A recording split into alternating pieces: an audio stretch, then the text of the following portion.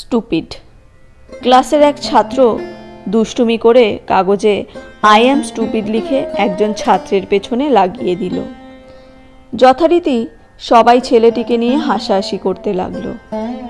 কিছুক্ষণের মধ্যে অঙ্ক স্যার ক্লাসে এসে নির্দেশ দিলেন জটিল একটা অঙ্কের সমাধান করতে। একটি ছেলে হাত ওঠালো।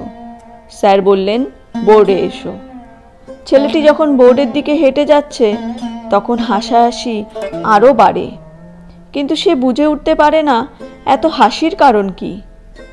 স্যার তখন তার পেছন থেকে স্টুপিড লেখা লেভেলটি খুলে নিয়ে বললেন, তুমি হয়তো জানো না তোমার কোনো বন্ধু তোমার শার্টের পেছনে স্টুপিড লিখে দিয়েছে, আর সেই কারণেই তোমাকে নিয়ে সবাই হাসাহাসি করছে।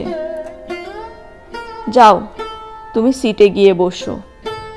আমি তোমাদের কাউকে শাস্তি দেব না। আজ আমি তোমাদের কিছু বোঝাবো। প্রথমত, বইয়ের কভার দেখে যেমন বই বোঝা যায় না, ঠিক সেরকমই লেভেল দেখে আসল জিনিস চেনা যায় না। জীবনের নানা ক্ষেত্রে একে অন্যকে দমিয়ে রাখার জন্য নানা রকমের লেভেল সেটে দেয়।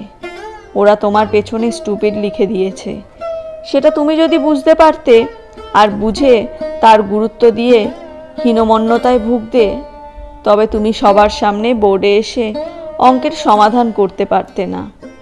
তাই মানুষের দেয়া এইসব লেভেল সবসময় প্রত্যাখ্যান করে চলতে হয়।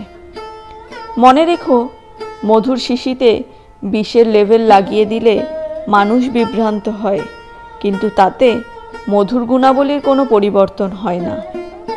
ওরা তোমাকে নিয়ে হাসাহাসি করছে, কিন্তু আমি দাঁড়িয়ে তোমাকে শ্রদ্ধা জানাচ্ছি। দ্বিতীয়ত, জীবনে অনেক রয়্যাল ফ্রেন্ড পাবে, কিন্তু লয়াল ফ্রেন্ড খুবই বিরল।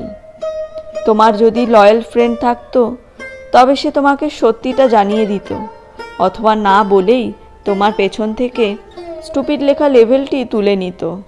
তাই জীবনে তোমার কজন রয়্যাল বন্ধু আছে সেটা ম্যাটার করে না, বরং তোমার কজন লয়াল বন্ধু থাকবে সেটাই সবচেয়ে গুরুত্বপূর্ণ।